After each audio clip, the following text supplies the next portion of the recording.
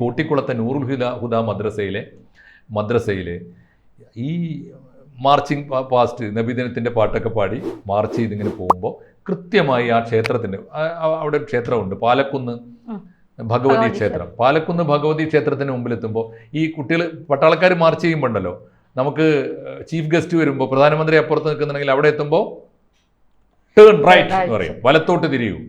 വലത്തോട്ട് തിരിയുമ്പോൾ ആരാണ്ടാവും അവിടെ? എല്ലാ പട്ടാളക്കാരും വലത്തോട്ട് തിരിയും. ആരാണ്ടാവുക? പ്രൈം മിനിസ്റ്റർ ഉണ്ടാവും. സല്യൂട്ട് എന്ന് പറയുമ്പോൾ പ്രൈം മിനിസ്റ്റർക്ക് സല്യൂട്ട് ചെയ്യും.